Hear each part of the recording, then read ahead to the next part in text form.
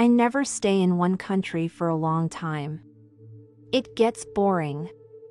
I like to move on, see new places, meet different people. It's a good life, most of the time. When I need money, I get a fruit. In Europe, you can pick fruit most of the year. You need to be in the right country at the right time, of course. It's not easy work, but the money's not bad. I like to go south in the winter. Life is easier in the sun, and Northern Europe can get very cold in the winter. Last year, 1989 I was in Venice for October. I did some work in a hotel for 3 weeks, then I began slowly to move south.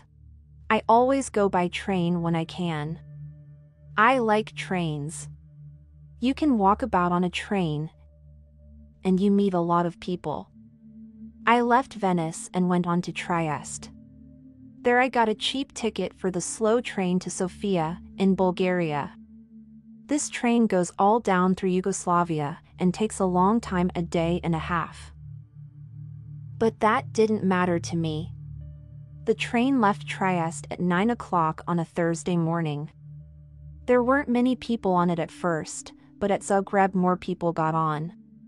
2 girls went along the corridor, past my carriage. They looked through the door, but they didn't come in. Then an old woman came in, sat down and went to sleep. The 2 girls came back along the corridor and looked into the carriage again. The train left Zagreb and I looked out of the window for about 10 minutes, then I went to sleep too. When I opened my eyes again, the 2 girls were in the carriage. They looked friendly, so I said, "Hello." "Hi," they said. "You're American," I said. "Or Canadian, right?" "American," the taller girl said. She smiled. "And you're 23, your name's Tom Walsh, you've got blue eyes, and your mum lives in Bermondsey, UK. Right? How did you know all that?" I asked. The second girl laughed. "She looked at your passport. It's in your coat pocket." "Oh. Right." My coat was on the seat next to me. I took my passport out of my pocket and put it back in my bag. "Who are you, then?" I asked. They told me. Melanie and Carol from Los Angeles, USA. They liked Europe, they said. They knew a lot of places: Britain, Holland, Denmark, Germany, France, Spain, Italy, Yugoslavia, Bulgaria, Greece. "I'm going to Bulgaria now," I said. "Tour about a month. Then I'm going south for the winter, Cyprus, or perhaps North Africa." "Oh yes," they said. "We love Bulgaria. Sofia's a great town." "Wonderful. What do you do about money?" I asked. "Well, you know," Carol smiled. "Sometimes we get a little job. This and that." "But what about you?" "Yeah, come on," Melanie said.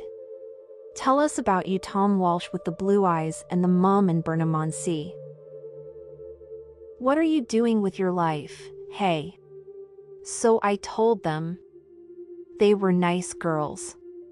They were older than me, perhaps 27 or 28, but I liked them. We talked and laughed for hours. I told them a lot of stories about my life. Some of the stories were true, some weren't. But the girls laughed and said I was a great guy. I asked them about Bulgaria because I didn't know the country. They knew Sofia well, they said. "Hey, Carol," Melanie said. "We're staying in Bela Palanka for a day or 2. But let's go over to Sofia this weekend and meet Tom there. We can meet him on Saturday night at the Hotel Marmara."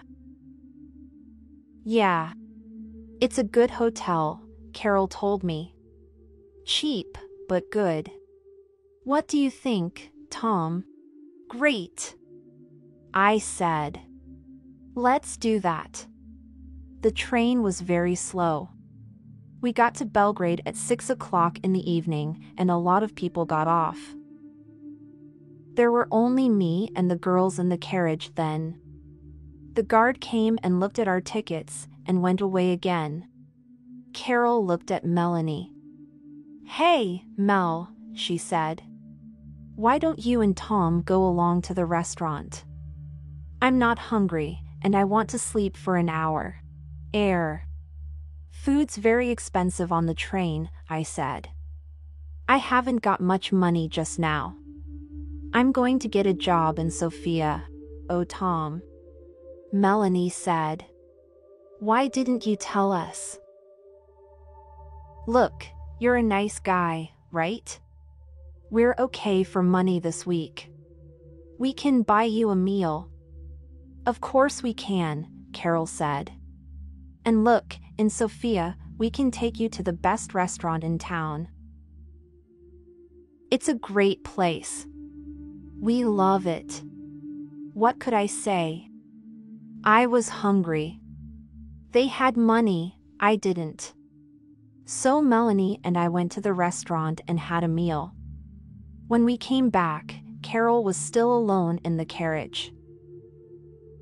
Melanie put her feet on the seat and went to sleep. At NIS, some more people got on the train, and 2 old men came into our carriage. They looked at Melanie's feet on the seat and talked in loud voices. Carol laughed, and Melanie opened her eyes and sat up. "Are we nearly there?" she asked Carol, and looked out of the window. "Yeah. About half an hour, I think." "Why are you getting off at Bella Palanca?" I asked.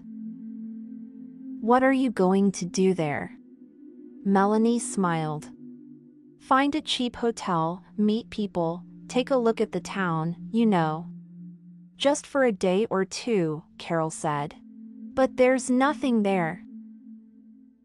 "Oh well, you never know," Melanie laughed. "See you in Sofia, right? On Saturday night. The Hotel Marmara, okay?" 8 o'clock, Carol said.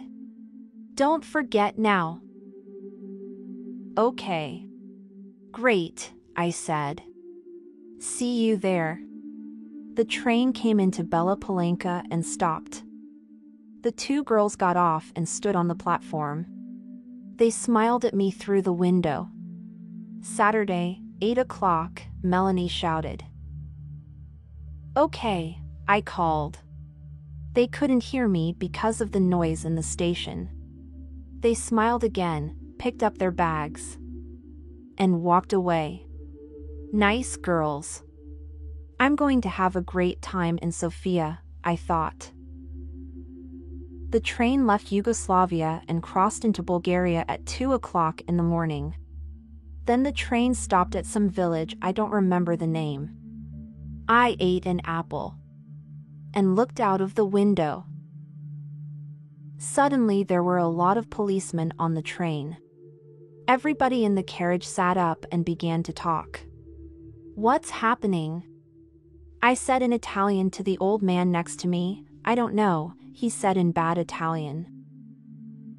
"Perhaps they're looking for somebody. Look, the police are taking some people off the train." Then 2 policemen came into our carriage, a tall thin one and a short fat one. They looked at everybody carefully, and then they looked at me again. "Come with us, please," the fat policeman said in English. "What? Me?" I said. "Why, what's the matter?" "And bring your bag with you," the tall policeman said. I began to ask a question, but policemen never like questions from young men with long hair. So I stayed quiet, picked up my bag, and went with them. In the station building there were a lot more policemen, and some people from the train. They were all young people, I saw. Some were afraid, some were bored. The police looked in everybody's bags, and then the people went back to the train. 2 policemen took me to a table. "Your passport, please," the fat policeman said, "and open your bag." They looked at my passport and I opened my bag. There was a young policewoman with red hair at the next table. She had a nice face, so I smiled at her and she smiled back. "Ah," the tall policeman said suddenly. All my dirty shirts and clothes were out on the table. The policeman picked up my bag and turned it over. Onto the table, out of my bag, fell packet after packet of US American dollars. Nice, new dollars. $50 notes in big packets. A lot of money. My mouth opened and stayed open. I couldn't find my voice. I was suddenly a very interesting person, and a lot of police ran up to our table and stood behind me. 50,000, 100,000. 150,000, there's $200,000 here, the tall policeman said. "What an interesting bag, Mr. Tom Walsh." I found my voice again quickly. "But it's not my bag," I shouted. There was a big, happy smile on that policeman's face. "Well," he said, "it's got your name on it. Look." So I looked, and of course there was my name, and yes, of course, it was my bag. "So, how did $200,000 get into my bag?" "You cannot bring US dollars into this country," the fat policeman said. He had very short gray hair and little black eyes. He didn't smile once.